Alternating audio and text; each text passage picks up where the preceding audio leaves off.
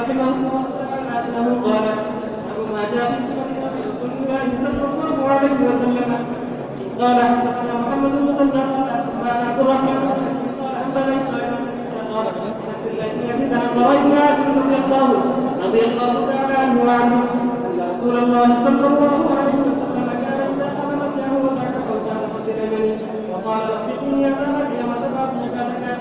حدثنا محمد بن مسلم قال انبانا عبد الرحمن عن ابي وقال يا مكانك. حدثنا الطبيب قال حدثنا محمود بن غيلان قال اخبرنا عبد الرزاق قال حدثنا سفيان عن عبد الملك بن عبيد بن كياس عن ابي هريره رضي الله تعالى عنه وعنه انه قال كان النبي صلى الله عليه وسلم اذا راى فراشه قال اللهم انت كان واحدا واذا استيقظ قال الحمد لله الذي احيانا بعد ما نزل واليه النشور. وبه قال حدثنا محمد بن سعيد قال حدثنا محمد بن سلمة عن ابي وهو عن سفيان وكان رضي الله تعالى عنه وعنه قال كان رسول الله صلى الله عليه وسلم اذا اوى الى فراشه كل بيت جماعه فيما وقال فيه هو الله احد وقلنا وهو كسبه وقلنا اعوذ برب الله من شر الامين واصطفى من نفسه يبدا بما رسله وجهه وما اخبر من نفسه يسمع ذلك ثلاث مرات.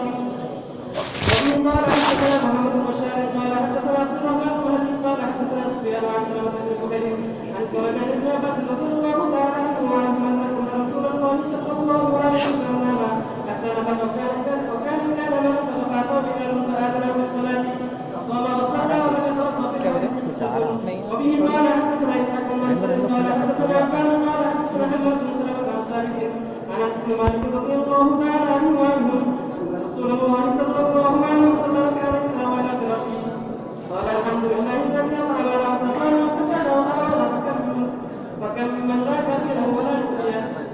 وبه قال حدثنا حسين بن محمد الجريري قال حدثنا سليمان بن ابي قال حدثنا حماد بن سلمة عن حماد بن عبد الله المدني عن عبد الله بن رباح بن ابي قتادة رضي الله تعالى عنه وعنهم ان النبي صلى الله عليه وسلم كان اذا عرس بكائن استدعى على شق اليمن واذا عرس قبيل سكين سبت له وترسم على كفه قال ما جاء في مكان رسول الله صلی اللہ علیہ وسلم.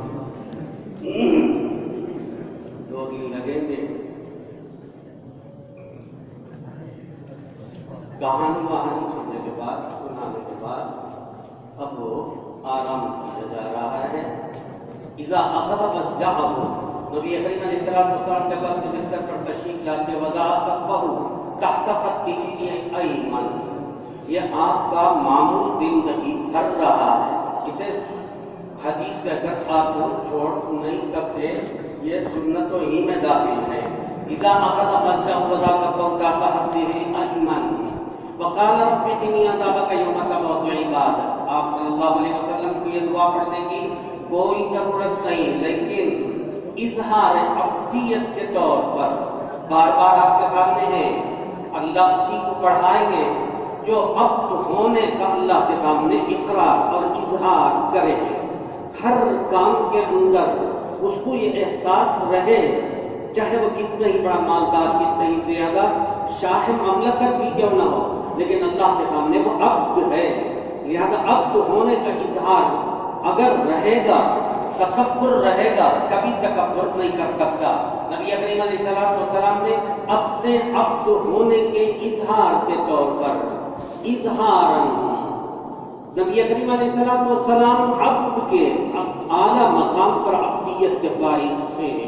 لہذا صلی اللہ علیہ وسلم بندے کا کام اللہ سے مانگنے کا ہی ہے. میں اللہ کا بندہ ہوں, میرا کام مانگنے کا ہے.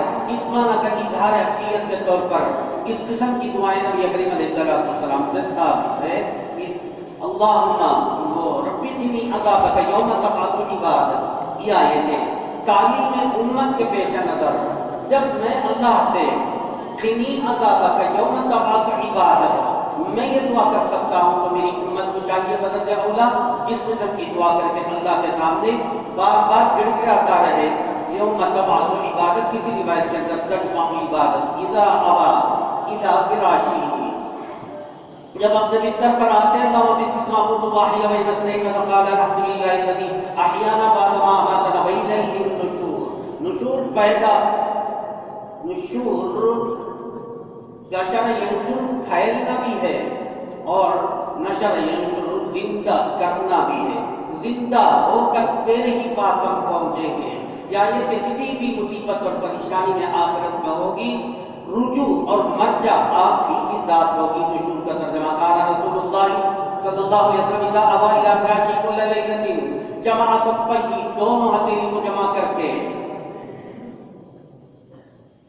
نفخ فیہما، فا بمعنی واو، ونفخ فیہما الواو لمطلق الجمع، ورنہ تو یہ کہنا پڑے گا آگے بھی پھونک مارتے تھے پیچھے بھی پھونک مارتے تھے. فنفخ فیہما وقال فیما قل اللہ احد قل اعوذ برب الفلق قل اعوذ برب الناس ثم مستطاع بهما مستطاع من جسده يبدأ بهما رأسه ووجهه وما أقبل من جسده يصنع ذلك 3 مرات.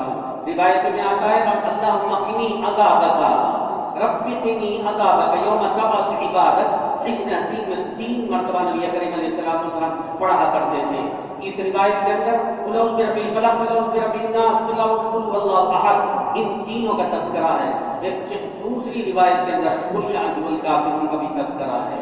اور کسی صورت میں کسی روایت میں سبح یسبح تسبیح، سبح اسما، لفظ سبح یسبح اس کا صیغہ کہیں سے بھی شروع ہوتا ہے اور صورت کا وہ ساری صورتیں پیغمبر پڑھتے تھے.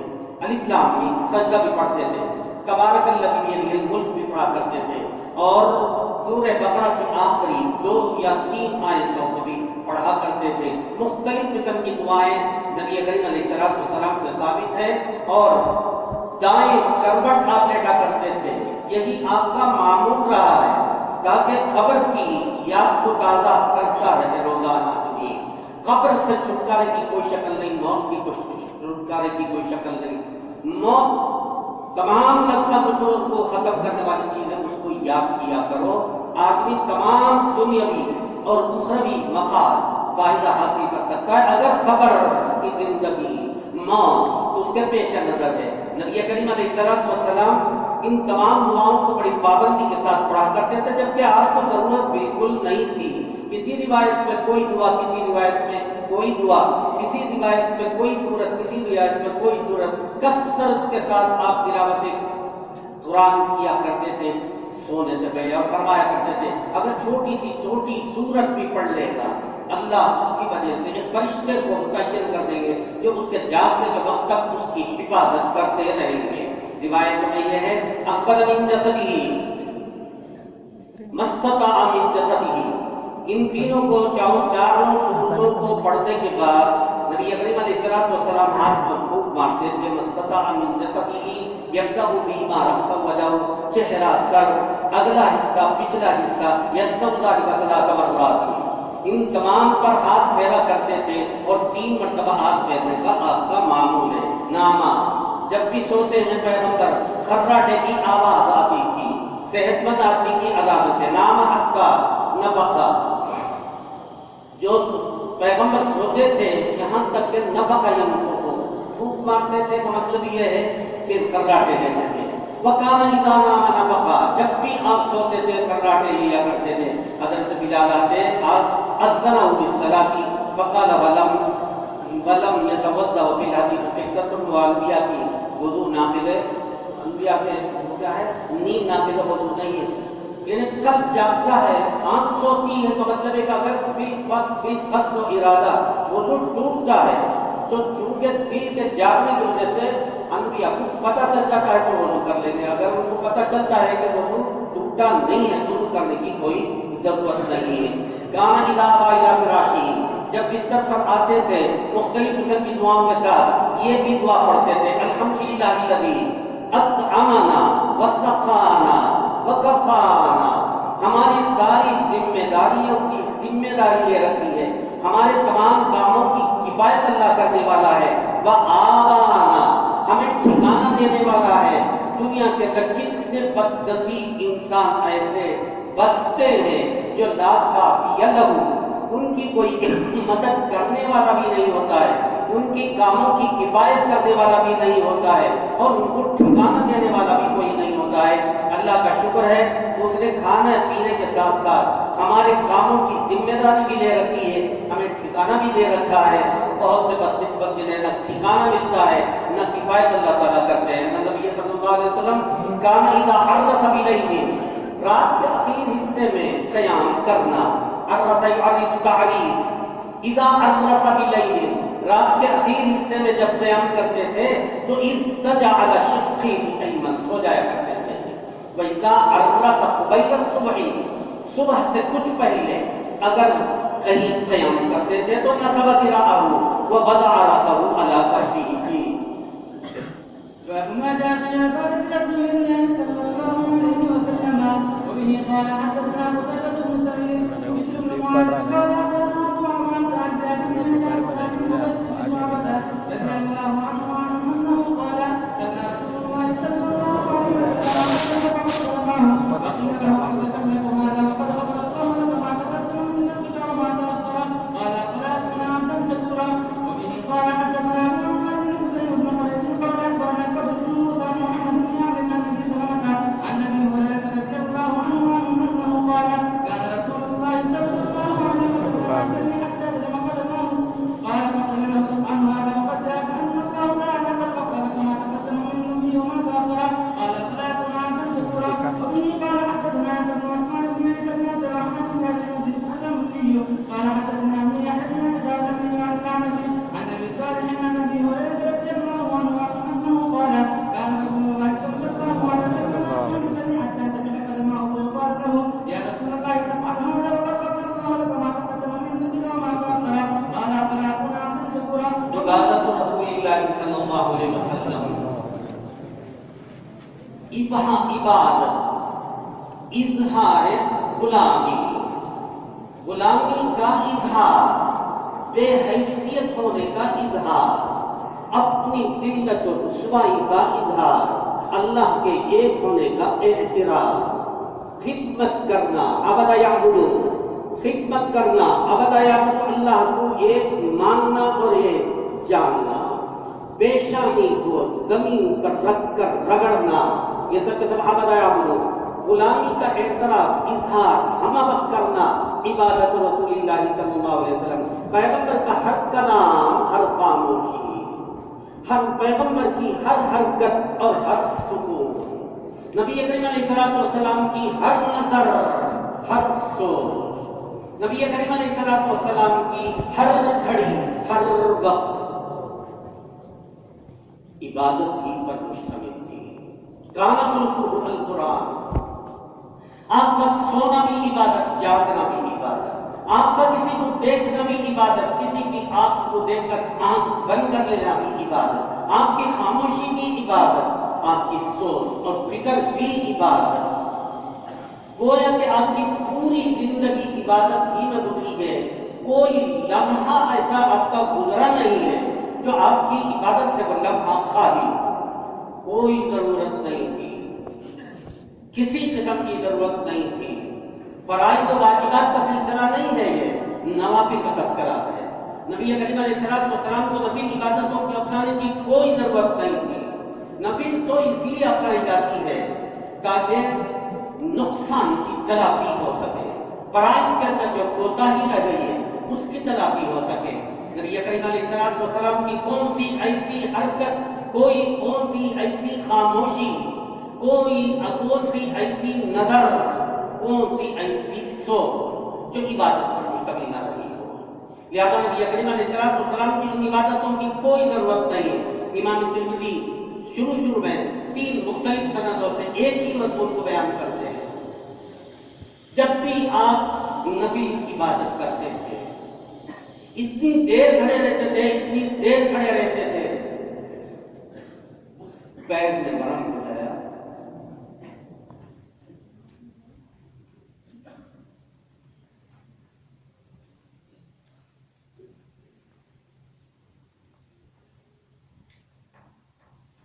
بار بار سب پوچھ رہے ہیں کیوں آپ اپنے آپ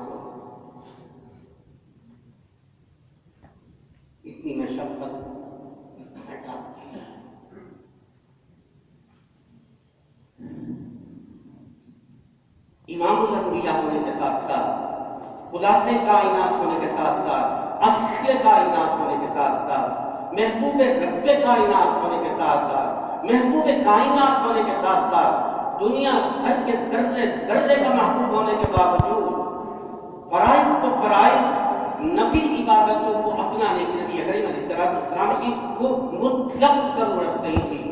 محض بنا پر لا یؤمن احدکم حتی یکون هواه تبعا لما جئت به، مال الدین، مال دولت، تمام رشتہ داروں سے النبی اولیٰ بالمؤمنین من انفسہم، تمام انسانوں کے مسلمانوں کی جانوں سے زیادہ عزیز نبی کریم علیہ السلام کی ذات ہے، اور آپ کو اس طرح مشقت برداشت کرنے کی کوئی ضرورت نہیں ہے۔ نبی کریم علیہ السلام کو مغفرت کا پروانہ دیا جا چکا ہے، آپ اس مقام پر فائز ہو گئے جس مقام پر آج تک کوئی نبی نہیں، سب نبی مل کر اس مقام کو حاصل نہیں کر پائے گے۔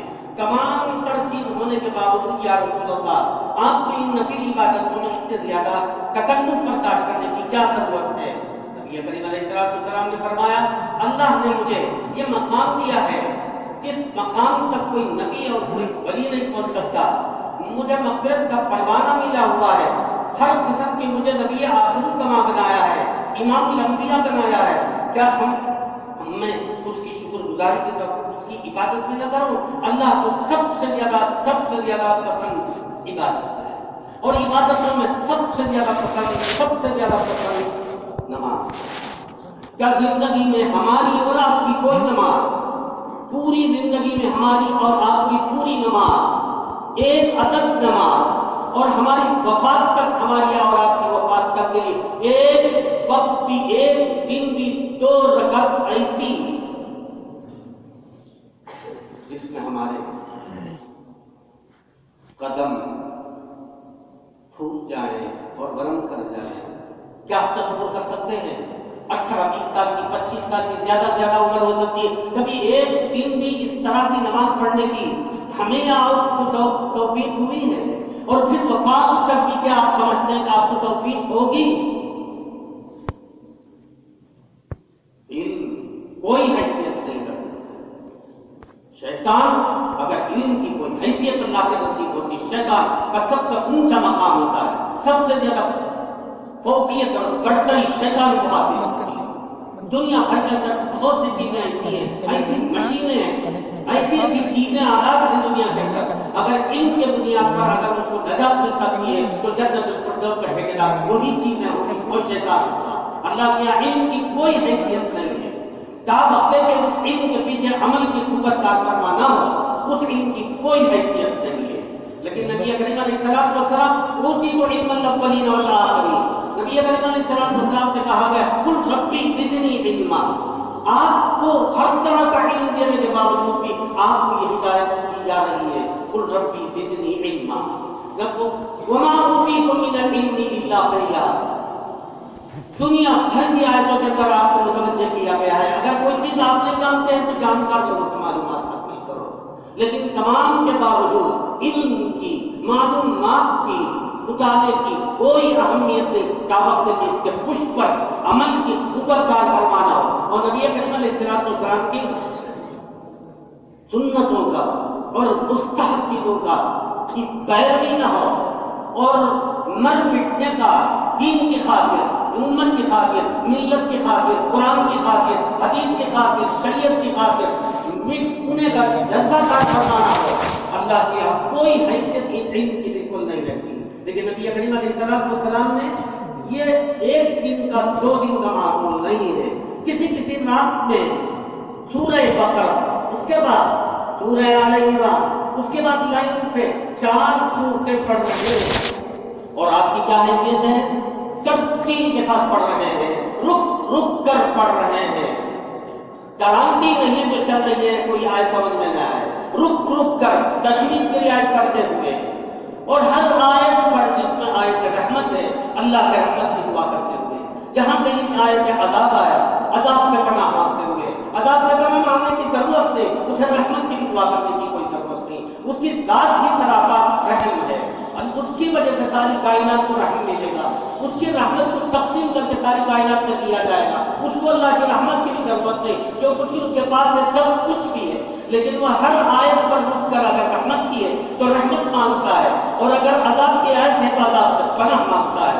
اور اس کے ساتھ ابن مسعود دیگر صحابی پیغمبر کے پیچھے اتفاق سے کسی بھی وقت رات کی نماز میں شریک ہو جاتے تھے.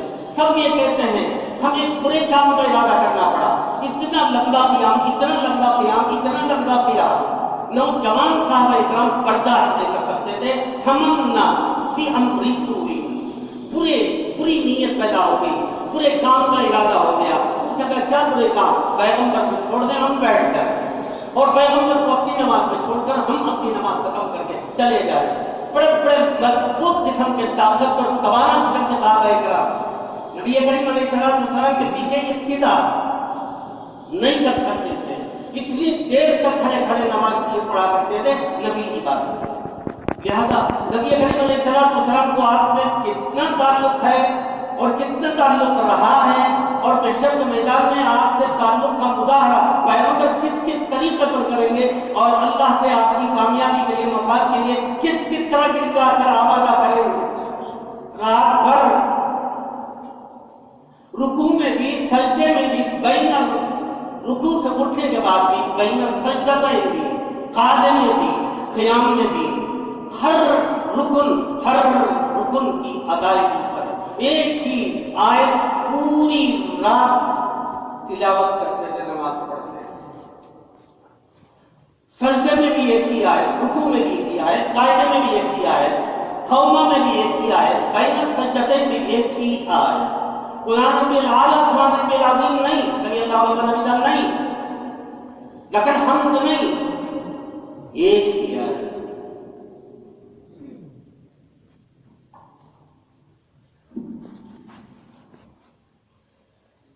ان تعذبهم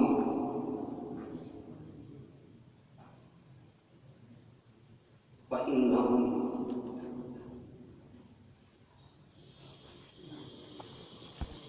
عباد وإن تغفر لهم فإنك أنت العزيز الحكيم. کیا آپ اپنی محبت کا مظاہرہ دعویٰ کر سکتے ہیں؟ کیا آپ پیغمبر کو دے سکتے ہیں؟ پیغمبر نے کیا کچھ نہیں دیا ہے، کس قسم کی محبت بانٹی نہیں ہے، اور کل محشر کے میدان میں اس کی مرضی کے بغیر، اس کی سفارش کے بغیر، اس کی مدد کے بغیر جنت میں تصور جانے کا تصور نہیں کر سکتے. آپ صلی اللہ علیہ وسلم کی سفارش کے بغیر انبیاء علیہ السلام کا اشارہ ہو جائے گی. لہذا آپ کی امت کو آپ کی سفارش کے بغیر، اور آپ کی امت کی سفارش آپ کب کریں گے، کس طرح کریں گے، کس کے ساتھ کریں گے، کس ادا پر کریں گے، آپ سوچ کر دیکھیے. نفلی عبادتیں، کیسی عبادتیں، اتنی لمبی عبادتیں، جبکہ آپ کا ہر عمل مخلصانہ ہے. سوچ بھی رہے ہیں تو اخلاص کا ثواب، دیکھ بھی رہے تو اخلاص کا ثواب، خاموش ہے اخلاص کا ثواب. خاموشی بھی عبادت ہے، آپ بول رہے ہیں، بولنا بھی عبادت ہے، اور وہ عبادت مستجاب عبادت ہے، مقبول عبادت ہے. ظاہر ہے کہ آپ کی عبادت کے غیر مقبول ہونے کا کوئی سوال نہیں پیدا ہوتا. اور ہماری اور آپ کی کوئی نماز قبول ہو جائے یہ اس کا احسان ہوگا، اس کی عنایت ہوگی. اگر ہماری کوئی ایک عدد نماز کو قبول کر لے، کتنی شرطیں پائی جاتی ہیں، نماز کس طرح ہماری ہوتی ہے، نماز کے اندر ہماری توجہات کیا رہتی ہیں، ادائیں کس طرح ہوتی ہیں، حرکتیں کیسے ہوتی ہیں، عمل کثیر ہم کتنا کرتے ہیں، عمل قلیل ہم کتنا کرتے ہیں. کوئی ایک عبادت کے سلسلے میں آپ نہیں کر سکتے کہ آپ کی اب تک زندگی میں پڑھی گی ایک نماز کا بھی ثواب مکمل ہو سکتا. میرے عرض کرنے کا مطلب یہ نہیں ہے کہ میرے تمام اعمال مخلصانہ مستجاب ہے، لیکن ہمیں کوئی کوشش کرنی پڑے گی. یہ پیغمبر نفلی عبادتوں کے ساتھ پیغمبر کے ساتھی پیچھا ساتھ دینے کے لیے تیار نہیں ہے. کیسی نماز پڑھتا ہوگا، کتنی لمبی نماز میں پڑھتا ہوگا، کیا ضرورت ہے کہ تمام اعمال مقبول ہیں. فرض کے نقصان میں تلافی کرنے کے لیے عبادت نہیں ہے. اللہ تعالیٰ کی رحمت متوجہ کرنے کے لیے، اللہ کی عنایت کو متوجہ کرنے کے لیے، اور اللہ تعالیٰ کے سامنے امت کی بھلائی اور مفاد کے لیے گر کرانے کے خاطر آپ صلی اللہ علیہ وسلم نمازیں اس طرح پڑھا کرتے تھے۔ ہماری نمازوں کا کوئی ثواب نہیں تھا۔ مان لیجیے ایک نماز کے 100 روپے ہیں، 1 روپے بھی ہماری نماز میں ملے یا نہ ملے میری یقین آپ نہیں کر سکتے۔ پورے 100 روپے ملنا تو بہت بڑا، 1 روپے بھی ملے یا نہ ملے، یا 58 ملے یا 56 ملے، اس کا بھی نہیں، کچھ بھی نہ ملے اس کا بھی نہیں۔ آپ کو الجھن ہوگی، امتحان کا زمانہ ہے، تیاری کا زمانہ ہے، ان کو تقریر ہونے کا شوق ہے۔ مجھے کوئی شوق نہیں ہے، آپ کے یہاں آنے جانے سے کوئی فائدہ نہیں، سند آپ کو نہیں جائے گی۔ بعد میں اگر کوشش کریں گے تو پیسے کے ذریعے سے آپ سند آتے ہیں، کیا حیثیت ہے سند کی؟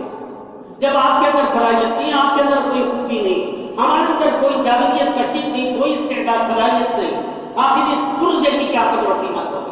دنیا پرزے کو دیکھے گی اور آپ کے روز مرہ کی حرکتوں کو دیکھے، آپ کے علم کی مقدار کو نہیں دیکھے۔ وہ کیا آپ کو عوام الناس آپ کے علم کی مقدار کو جانچیں گے؟ آپ کی کردار کو دیکھیں گے عوام، آپ کے عمل کو دیکھیں گے، شب و روز کو دیکھیں گے، آپ کی نگاہوں کو دیکھیں گے، آپ کے قدم کو دیکھیں گے، اور آپ کے کان اور ہاتھ اور آنکھ کو تو دنیا دیکھے گی، آپ کے علم کے ذخیرے کو نہیں دیکھیں گے۔ کیا آپ کے پاس علم کا ذخیرہ اگر ہے بھی تو علم کے ذخیرے کے ذریعے سے کیا آپ انقلاب برپا کر سکتے ہیں؟ تقریروں کے ذریعے سے؟ تقریر کرنے والا کبھی کرتا نہیں ہے، ڈرانے والا کبھی ڈرتا نہیں ہے، لینے والا کبھی نہیں دیتا ہے۔ آنکھوں سے تقریر کرنے والوں کو یہ دیکھا گیا ہے، وہ تقریر کرے گا لیکن لا یعمل، وہ ڈرائے گا اللہ سے لیکن لا یخاف، اور وہ یاخذ من الناس ولا یعطی، آنکھوں سے یہ دیکھا گیا۔ الا ماشاءاللہ کوئی ہو سکتا ہے۔ غرض یہ کہ ہماری کون سی ایک عبادت ہم ٹھوک کر آپ بتا دیں کہ اس ایک عبادت کا ہمیں ثواب پورا ملا ہوگا، یا کچھ بھی ملا ہوگا، یا سمان حصہ ملا ہوگا۔ جبکہ نبی کریم علیہ السلام کو ان لمبی لمبی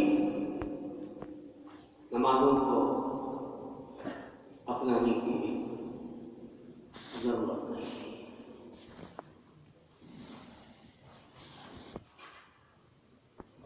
اللہ رسول اللہ صلی اللہ علیہ وسلم حتی فقط قدمہ وقیل له اتتکلف هذا فقد غفر اللہ ما تقدم من ذنبک وما تأخر افلا اکون عبدا شکورا۔ اللہ نے میرے ساتھ یہ انعام و اکرام کیا ہے کہ میں اس کا شکر گزار بندہ لگا دوں۔ اس کو سب سے زیادہ خوشی اور مسرت جب بندہ اپنے پیشانے کو زمین پر ٹیکتا ہے، اس کو بے حد خوشی ہوتی ہے۔ عبادت کے دائرے کو تو معبود ہے اور ہم عبد ہیں، ہم دونوں کے درمیان میں جو چیز پائی جاتی ہے وہ عبادت ہے۔ عبادت سے ہی اللہ تعالیٰ کو سب سے زیادہ خوشی ہوتی ہے۔ افلا اکون عبدا شکورا، کان رسول اللہ یصلی حتی کرم قدمہ وقیل له تفعل هذا، آپ اس طرح کی پریشانی برداشت کر رہے ہیں۔ وقد جاءك ان اللہ تعالیٰ قد غفر لك ما تقدم من ذنبك وما تأخر، قال افلا اکون عبدا شکورا، کان رسول اللہ یقوم یصلی حتی ينتفخ قدماه، تھوڑے تھوڑے تبدیلی پر پورے مضمون کو بیان میں قال له یا رسول اللہ تفعل هذا وقد غفر اللہ لك ما تقدم من ذنبك وما تأخر، قال افلا اکون عبدا شکورا۔ نبی کریم علیہ السلام کھڑے کھڑے کھڑے کھڑے کھڑے کھڑے متورم ہو جائے پیر، بالکل کھڑے ہونے پر قادر نہیں ہے، یا تو گر جاتے ہیں یا تو بیٹھ جاتے ہیں۔ گرنے کا بھی نہیں ہے، بیٹھ جانے کا بھی نہیں ہے۔ کیا ضرورت ہے؟ دو گواہ ہمارے سامنے لگے ہوئے ہیں، اعمال نامے ہمارے سامنے ہیں۔ ماں آپ کی مدد نہیں کرے گی، باپ آپ کی مدد نہیں کرے گا، بہن نہیں مدد کرے گی، بھائی مدد نہیں کرے گا، کوئی فرد بشر اگر کوئی مددگار ہو سکتا ہے اس وقت تو آپ کے پیغمبر کے علاوہ کوئی آپ کی مدد نہیں ہوگا۔ آپ کے پیغمبر کی مدد کا تو صحیح کب آپ کر سکتے ہیں وہ آپ تصور کر لیجیے۔ آپ کو پتا ہے، مجھے آپ کو سمجھانے کی کوئی ضرورت نہیں۔ ماں آپ کا ساتھ دے گی، یوم یفر المرء من اخیہ وامہ وابیہ وصاحبتہ وبنیہ لکل امرئ منہم شأن یغنیہ۔ ہر آدمی نفسی نفسی نفسی، ہر پیغمبر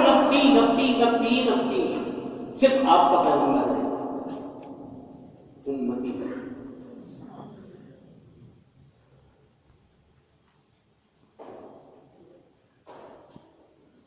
ایک ایک نیکی کے لیے ترسو گے، پیر پکڑو گے، خوشامد کرو گے۔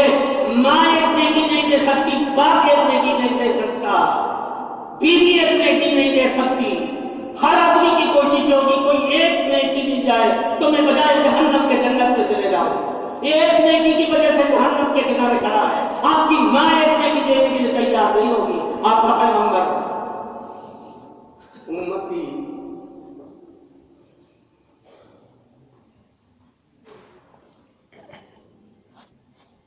جی پڑھیے۔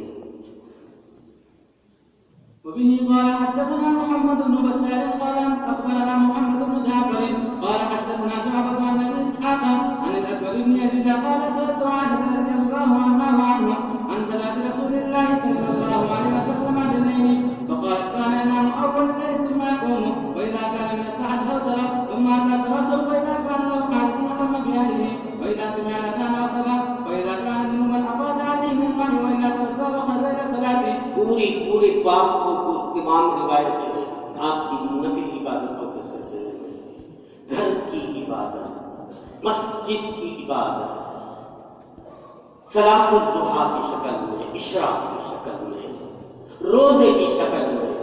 فرض روزہ تو واجب ہے لیکن نفل روزے یہ سب کے سب باب ما جاء فی عبادت رسول اللہ کے تحت بہت سے نسخوں میں ایک ہی بات کے نیچے یہ سارے ابواب کی روایتیں نقل کی گئی ہیں، لیکن امام ترمذی کے بہت سے نسخوں میں الگ الگ بات، اس میں صرف آپ کی نماز کا ذکر ہے اور سارے قوم کا طالب علم حل کرے گا۔ اس کے لیے اعلیٰ درجے کی صلاحیت دورے کا طالب علم کی ضرورت نہیں ہے۔ اس بات کے اندر جو روایتیں آئی ہیں ان کو سمجھنے کے لیے صرف یہ ہے کہ آپ کو یہ دیکھنا ہے کہ پیغمبر اتنا محبوب اور مقبول، کسی قسم کی کوئی پریشانی نہیں، غیر متورم ہو جائے، صحابہ تھک کر بیٹھ جائیں، اپنی نماز ختم کر کے چلے جائیں۔ کیا تصور آپ کر سکتے زندگی میں ایک دن بھی ایک عدد نماز پڑھنے کا آپ کا کبھی خیال آ سکتا ہے؟ کبھی توفیق ہو سکتی ہے؟ جب کہ ہمارے ساتھ کیا ہوگا، ہمارے اعمال نامے کس حد میں دیے جائیں گے، کس طرح یہ آدمی نیکی کے لیے تڑپے گا، ترسے گا۔ اس کے باوجود ہمارے یہاں کوشش یہ ہوتی ہے کہ جماعت کھڑی ہو جائے، کسی طریقے سے کافی بھی کرنا سجدہ مل جائے، ہماری کوشش ہوتی ہے۔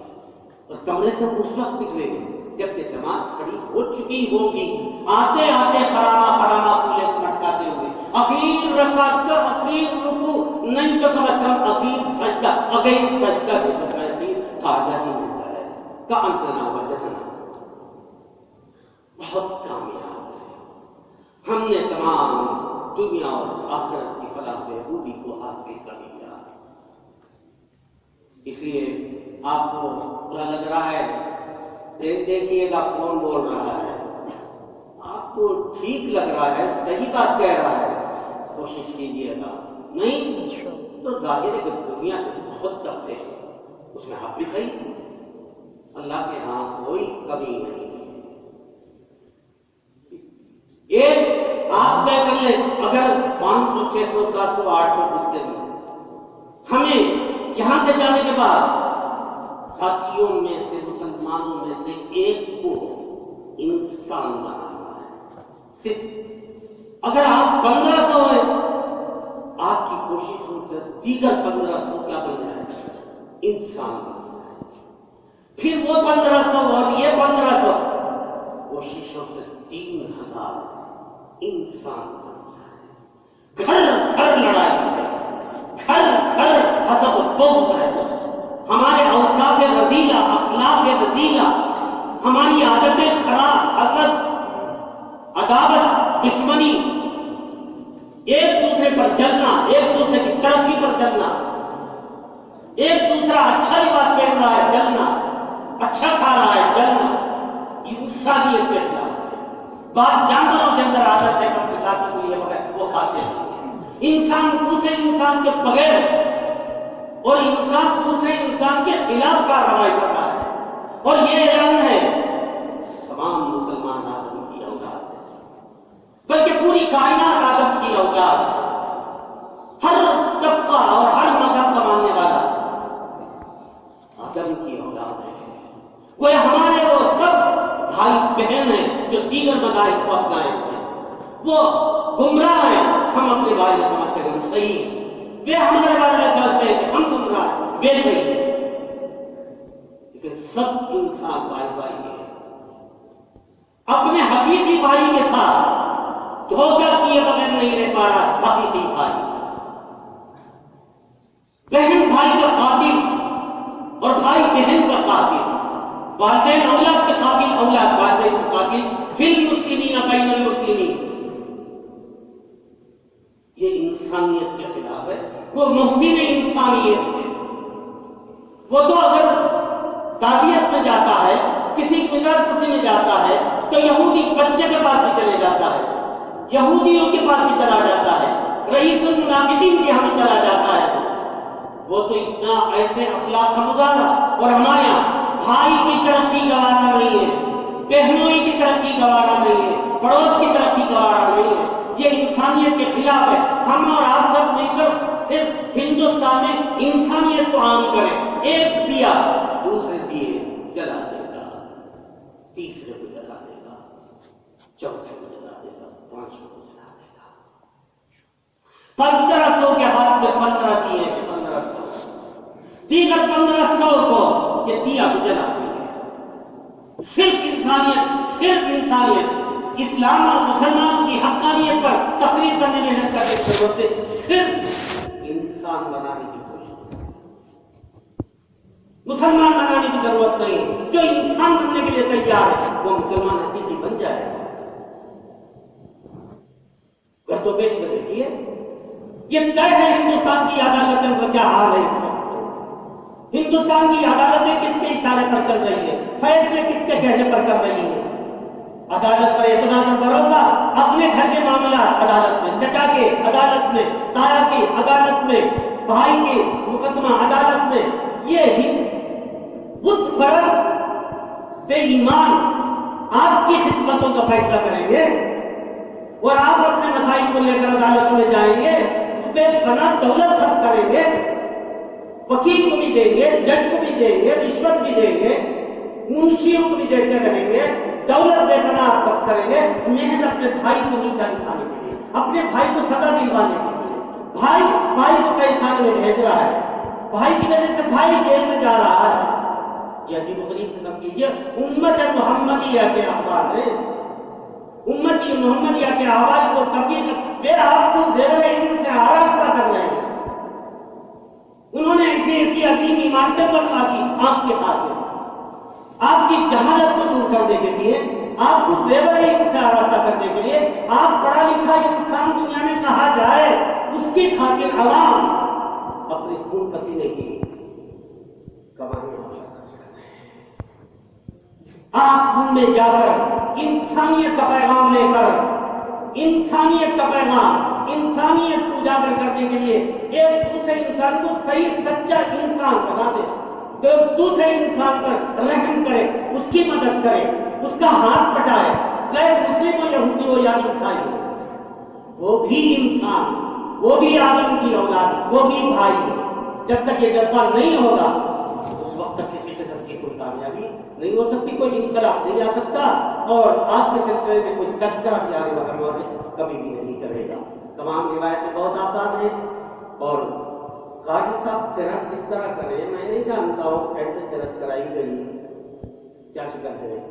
ہر طالب علم کو حدیث کے الفاظ کی سمجھ میں آئے اور جتنی اس کی صلاحیت ہے اس کے مطابق اس کا مضمون کی سمجھ میں آئے. اس طرح پڑھنا نہ پڑھنے والے کو خبر ہے، جو اس کو پتا ہے کہ موضوع مدد مدافع نہیں ہے، انجام کہاں داخل کرنا ہے، کہاں داخل نہیں کرنا ہے. تو سننے والا وہ کچھ پتا نہیں ہے، پھر رہا ہے، چلا جا رہا ہے. صحیح نہیں ہے. یہ کلام رسول ہے.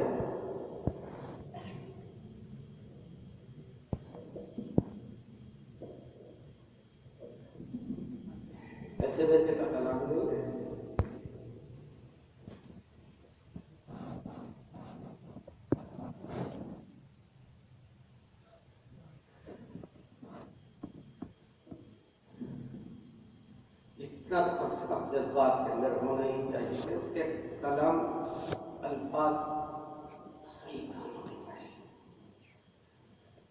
سہج اس کے ذات اعتبار سے کوئی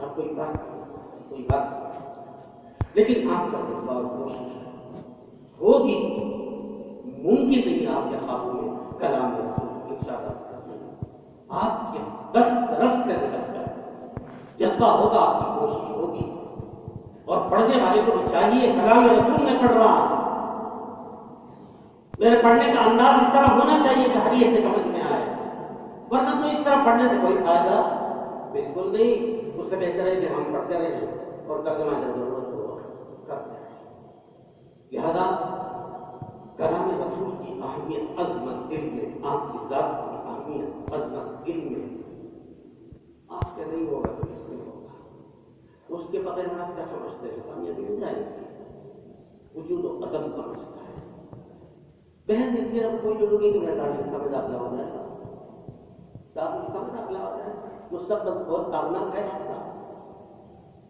آپ کا نظر سے داخلہ ہو جائے گا مستقبل آپ کا بہت کامنام ہے حالات کو سمجھے ایسے نابالغ نہیں ہیں کم فہم نہیں ہیں آپ ملک کے کیا حالات چل رہے ہیں اور آپ کو صرف یہ دلچسپی ہے کسی کے دل کا میرا نمبر حاصل ہو جا رہا ہے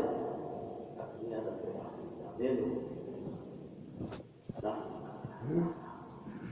یہ جذبہ ہے جب یہ جذبہ آپ کا پورا ہو سکتا ہے رسول اللہ کے ساتھ محبت کا جذبہ نہیں پورا ہو سکتا ہے اللہ انسان کے جذبے کو دیکھتے ہیں صحیح جو جذبہ آپ کا دامن میں داخلے کا ہے وہ صحیح جذبہ نہیں ہے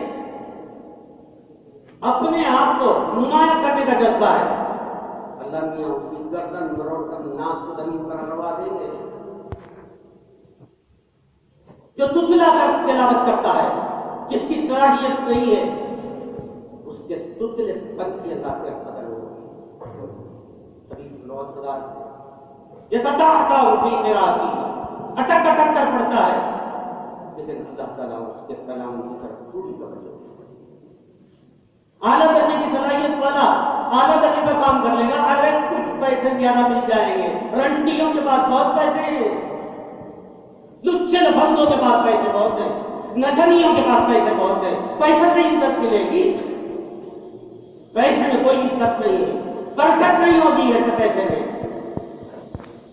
جس کے پیچھے دین کی قوت کار فرمانا ہو نبی کی محبت کار فرمانا ہو اللہ کی رضا کار فرمانا ہو اللہ کی کا حضوری اللہ کی تجلی پیش نظر نہ ہو اس کی صفات پیش نظر نہ ہو کوئی فائدہ نہیں ہوگا کیا ہے پیسے کے اندر پیسے کو سمجھتے ہیں سب سے بڑی کامیابی ہے جس کے پاس پیسہ نہیں ہے وہ ناکام ہے اور جس کے پاس پیسہ ہے وہ کامیاب ہے دھوکے باز لچے لفنگے رشوت خور سود خور ان کے پاس پیسے ہیں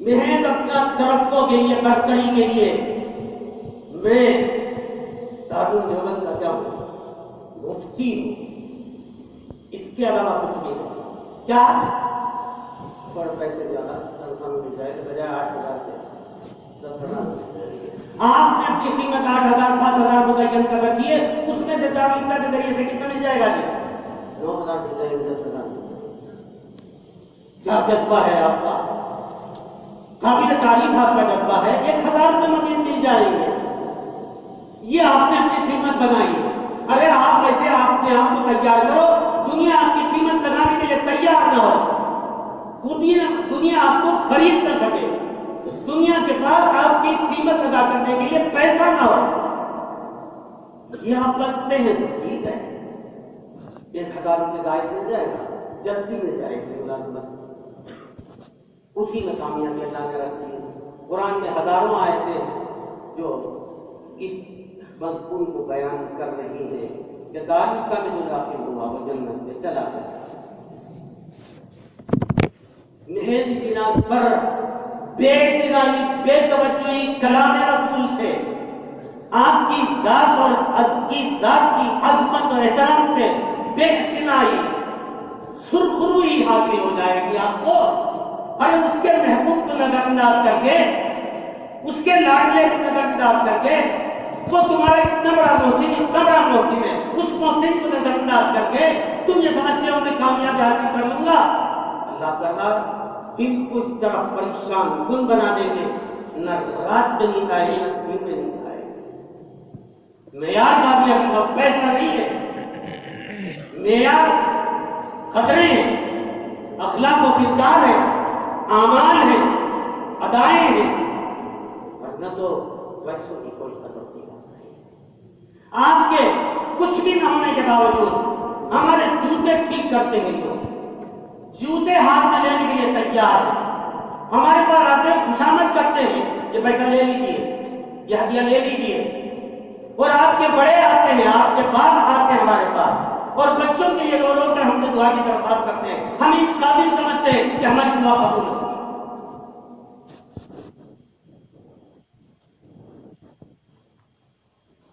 آپ سے اس سے پہلے بھی بار بار جملے کو میں دہرا رہا ہوں، میری ماں نہیں ہے لیکن میں جانتا ہوں ماں کیا چیز ہے۔ ماں کی دعائیں، ماں کی آنکھوں سے نکلنے والے قطرہ، اس کا لحاظ آپ کی زندگی ہے۔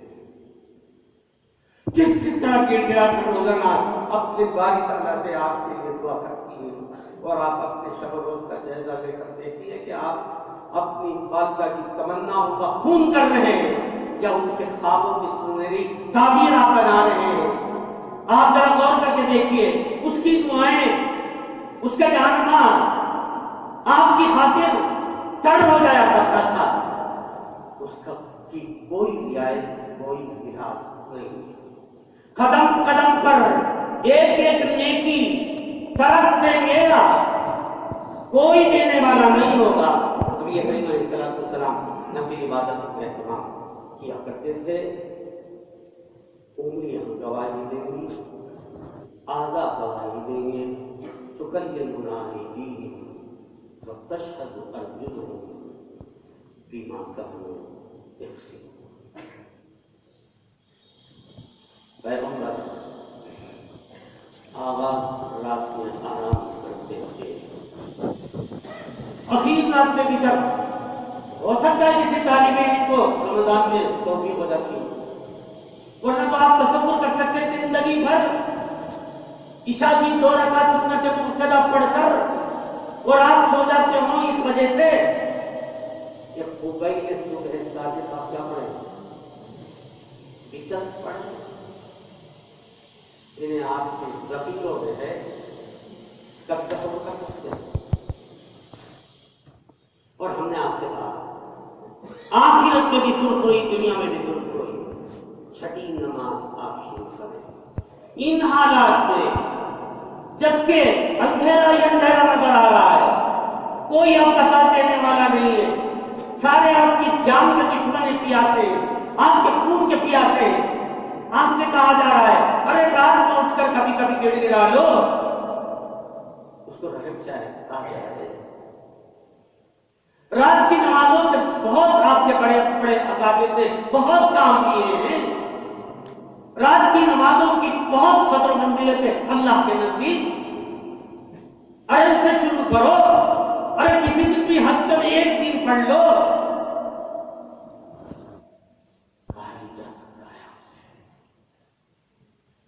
تربیت نہیں ہے، ذہن سازی نہیں ہے۔ کیا شکل ہے ذہن سازی کی؟ لٹ لے کر ایک تعلیم بھی مجھے پہلے سے سنتا تو پڑھا کرو، نفلی عبادتیں کیا کرو، سنن کا کی اتباع سنن کے کا لحاظ کیا کرو، پیغمبر کے طریقے کو اپنایا کرو۔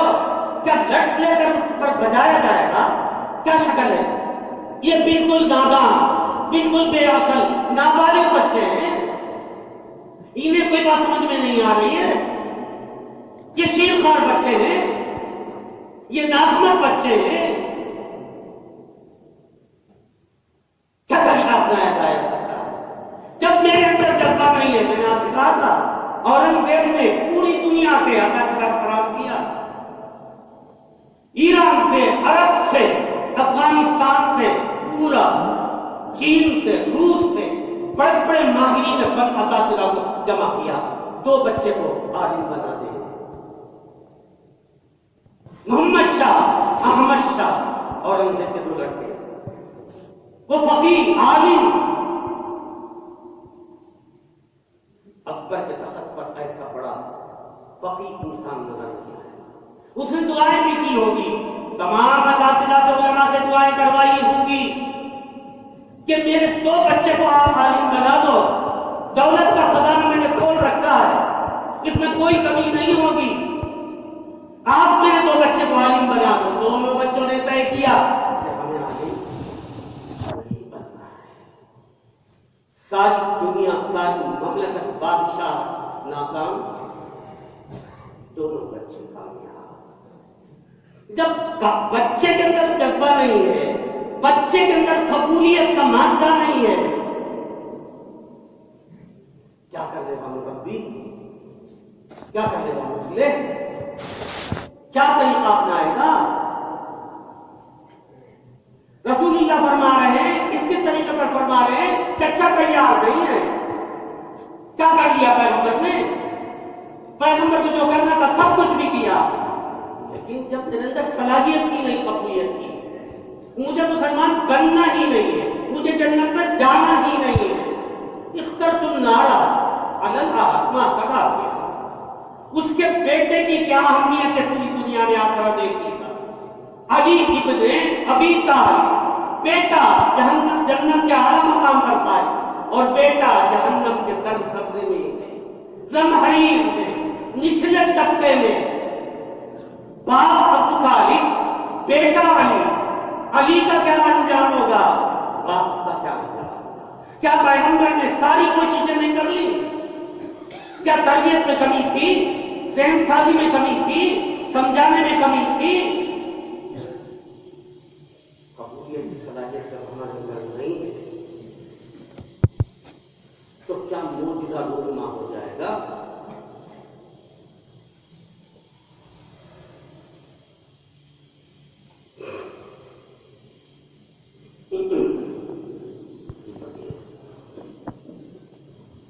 قال حدثنا قتيبة بن سعيد عن مالك بن انس قال وحدثنا اسحاق بن موسى الانصاري قال حدثنا عن مالك عن خطبة بن سليمان عن قريب عن ابن عباس رضي الله تعالى عنه انه اخبره انه بات عند ميمونة وهي خالته قال فاضطجعت فيها بالرسالة واضطجع رسول الله صلى الله عليه وسلم في طولها فنام رسول الله صلى الله عليه وسلم حتى اذا انتصف الليل او قبله بقليل فاستيقظ رسول الله صلى الله عليه وسلم وقعد في طولها فجعل يمسح النوم عن وجهه ثم قرأ العشر الآيات الخواتيم من سورة آل عمران ثم قام إلى شيء معلق فتوضأ منه فأحسن الوضوء ثم قام يصلي. قال عبد الله بن عباس رضي الله تعالى عنهما فقمت إلى جنبه فوضع رسول الله صلى الله عليه وسلم يده اليمنى على رأسه ثم أخذ بأذن اليمنى ففتلها فصلى ركعتين ثم ركعتين ثم ركعتين ثم ركعتين ثم ركعتين ثم ركعتين قال معه 6 مرات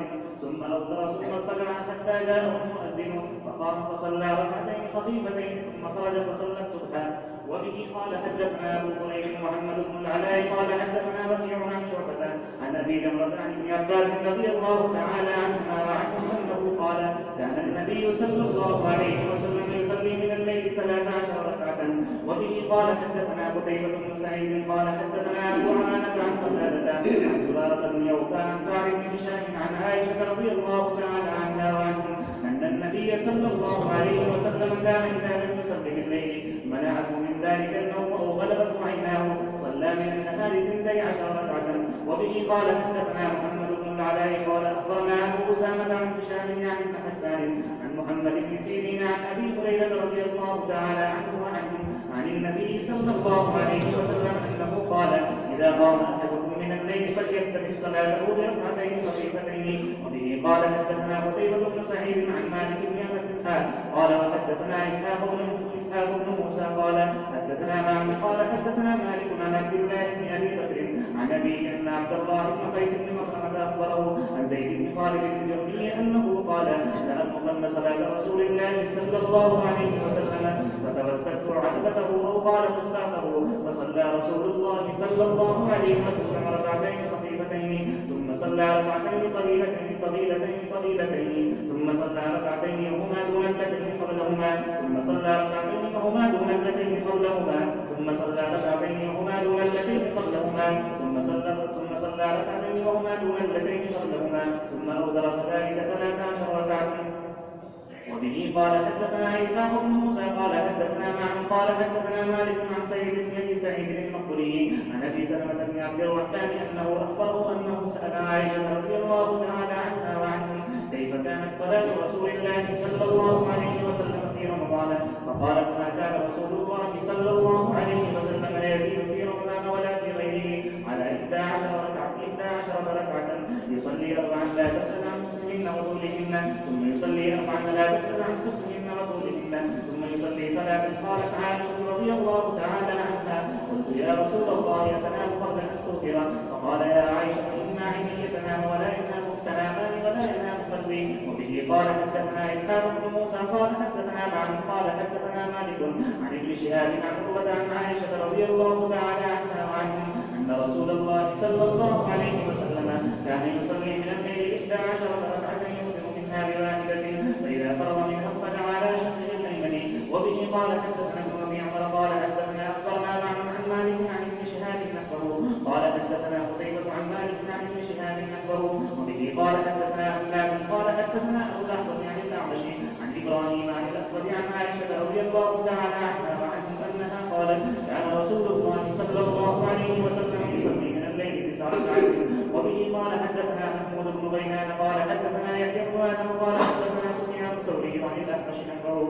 وبه قال حدثنا محمد بن المثنى قال حدثنا محمد بن جعفر قال حدثنا شعبة عن أبي مرة عن أبي حمزة رجل من الأنصار عن رجل من بني عبس عن حذيفة بن اليمان رضي الله تعالى عنه وعنهم أنه صلى مع رسول الله صلى الله عليه وسلم من الليل. قال فلما دخل في الصلاة قال الله أكبر بالملكوت والجبروت والكبرياء والعظمة، قال ثم قرأ البقرة ثم ركع، فكان ركوعه نحو من قيامه، وكان يقول سبحان ربي العظيم سبحان ربي العظيم، ثم رفع رأسه وكان قيامه نحو من ركوعه، وكان يقول لرب الحمد لرب الحمد، ثم سجد فكان سجوده نحو من قيامه، وكان يقول سبحان ربي الأعلى سبحان ربي الأعلى، ثم رفع رأسه فكان ما بين السجدتين نحو من السجود، وكان يقول رب اغفر لي رب اغفر لي، حتى قرأ البقرة وآل عمران والنساء والمائدة أو قال الأنعام. شعبة الذي شك في المائدة أبا الأنعام قال أبو عيسى أبو حمزة اسمه طلحة بن زيد، وأبو حمزة الزرعي اسمه نصر بن عمران.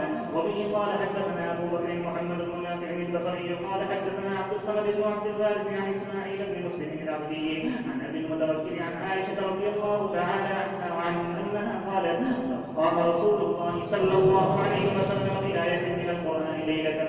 وبه قال حدثنا محمود بن غيلان قال حدثنا سليمان بن حرب قال حدثنا شعبة عن الأعمش عن أبي ذلك عن عبد الله رضي الله تعالى عنه أنه قال صليت ليلة مع رسول الله صلى الله عليه وسلم فلم يزل قائما حتى هممت بأمر سوء، قيل له وما هممت به؟ قال هممت أن أخذ وألم النبي صلى الله عليه وسلم. وبه قال حدثنا سفيان بن وكيع قال حدثنا جرير عن الأعمش نحوه. وبه قال حدثنا إسحاق بن موسى الأنصاري قال حدثنا معن قال حدثنا مالك عن أبي النضر عن أبي سلمة عن عائشة رضي الله تعالى عنها عنه أن النبي صلى الله عليه وسلم كان يصلي جالسا فيقرأ وهو جالس، فإذا بقي من قراءته قدر ما يكون 30 أو 40 آية قام فقرأ وهو قائم، ثم ركع وسجد ثم صنع في الركعة الثانية مثل ذلك. وبه قال حدثنا أحمد بن منيع قال حدثنا هشيم قال حدثنا خالد بن حمزة وعبد الله بن شقيق قال سألت عائشة رضي الله تعالى عنها عن صلاة رسول الله صلى الله عليه وسلم عن تطوعه، فقالت كان يصلي ليلا طويلا قائما وليلا طويلا قائما، فإذا قرأ وهو قائم ركع وسجد وهو قائم، وإذا قرأ وهو جالس ركع سجد وهو ركع وسجد وهو جالس. وبه قال حدثنا إسحاق بن موسى الأنصاري قال حدثنا معن قال حدثنا مالك عن ابن شهاب عن السائب بن يزيد عن المطلب بن أبي وداع السهمي عن حفصة زوج النبي صلى الله عليه وسلم قال كان رسول الله صلى الله عليه وسلم يصلي في جبهته قاعدا ويقرأ بالسورة ويرتلها حتى تكون أطول منها. وبه قال حدثنا الحسن بن محمد الزعفراني قال حدثنا الحجاج بن محمد عن ابن جريج قال أخبرني عثمان بن أبي سليمان أن أبا سلمة بن عبد الرحمن أخبره أن عائشة رضي الله تعالى عنها وعنهم أخبرته أن النبي صلى الله عليه وسلم لم يكن حتى كان أكثر صلاته وهو جالس. وبه قال حدثنا أحمد بن منيع قال حدثنا إسماعيل بن إبراهيم عن أيوب عن بكر عن ابن عمر رضي الله تعالى عنهما وعنه أنه قال صليت مع رسول الله صلى الله عليه وسلم ركعتين قبل الظهر وركعتين بعدها وركعتين بعد المغرب في بيته وركعتين بعد العشاء في بيته. وبه قال حدثنا أحمد بن منيع قال حدثنا إسماعيل بن إبراهيم قال حدثنا أيوب عن نافع عن ابن عمر رضي الله تعالى عنهما قال ابن عمر حدثتني رضي الله تعالى عنها أن رسول الله صلى الله عليه وسلم كان يصلي ركعتين حين يدعو الفجر وينادي المنادي قال أيوب الله قال خفيفتين. وبه قال حدثنا قتيبة بن سعيد قال حدثنا مروان بن معاوية الخزاعي عن جعفر بن برقان عن ميمون بن مهران عن ابن عمر رضي الله تعالى عنهما وعنه أنه قال حدثت من رسول الله صلى الله عليه وسلم 8 ركعات ركعتين قبل الظهر وركعتين بعدها وركعتين بعد المغرب وركعتين بعد العشاء. قال ابن عمر رضي الله تعالى عنهما وحدثتني حفصة بركعتي الغداة ولم أكن أراهما من النبي صلى الله عليه وسلم. وبه قال حدثنا أبو سلمة يحيى بن خلف قال حدثنا بشر بن المفضل عن خالد بن الحذاء عن عبد الله بن شقيق عن عبد الله بن شقيق قال سألت عائشة رضي الله تعالى عنها عن صلاة النبي صلى الله عليه وسلم أنها قالت كان يصلي قبل الظهر ركعتين وبعدها ركعتين وبعد المغرب ركعتين وبعد العشاء ركعتين وقبل الفجر اثنتين. وبه قال حدثنا محمد بن المثنى قال حدثنا محمد بن جعفر قال حدثنا شعبة عن أبي إسحاق قال سمعت عاصم بن يقول سألنا علي رضي الله تعالى عنه عن صلاة رسول الله صلى الله عليه وسلم من النهار فقال إنكم لا تطيقون ذلك. قال قلنا من أطاق ذلك منا صلى. فقال إذا كانت الشمس من هنا كهيئتها من هنا عند العصر صلى ركعتين وإذا كانت الشمس من هنا كهيئتها عند الظهر صلى 4 ويصلي قبل الظهر 4 وبعدها ركعتين وقبل العصر 4 يفصل بين كل ركعتين بالتسليم على الملائكة المقربين والنبيين ومن تبعهم من المؤمنين والمسلمين.